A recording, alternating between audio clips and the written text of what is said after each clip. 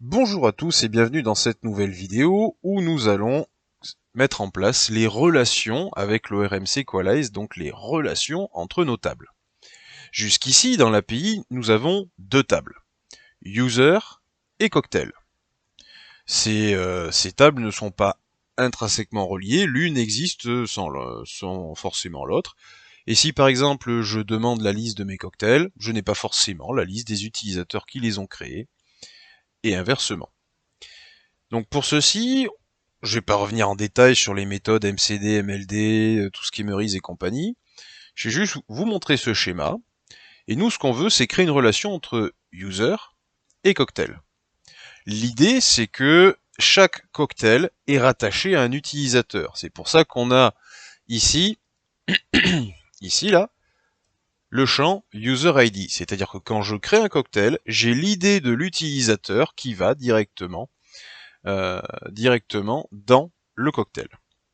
Si on va un peu plus loin dans la relation et en mettant nos cardinalités, ce sont les chiffres et les lettres que vous avez ici, un utilisateur peut s'inscrire ou peut être enregistré dans notre base de données à minima sans qu'il y ait de cocktail. Et un utilisateur peut créer plusieurs cocktails. Ça, c'est le N.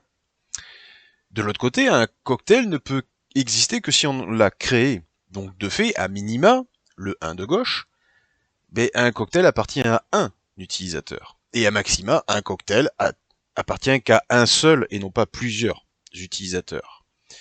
Ça nous indique ici qu'on a une relation 1 à n, on prend les termes de droite sur chaque cardinalité, et une relation de 1 à n nous indique clairement que là où il y a le 1, il faut mettre en clé étrangère la clé privée de la table qui est en face. Donc ça c'est ce qu'on avait fait. On avait hop, je reprends ici.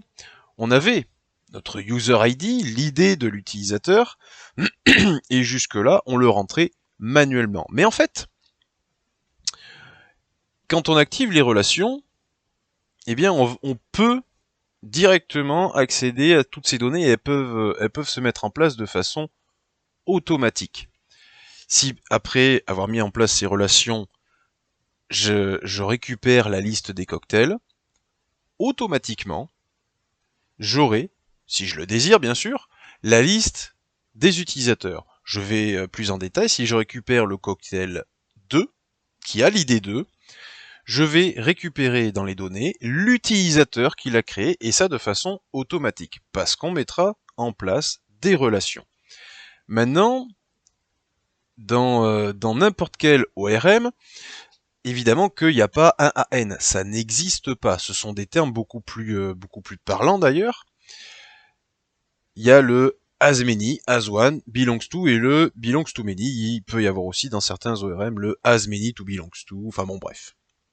Le as many veut dire possède plusieurs. Typiquement, c'est notre utilisateur, il possède plusieurs cocktails, ou peut posséder plusieurs cocktails.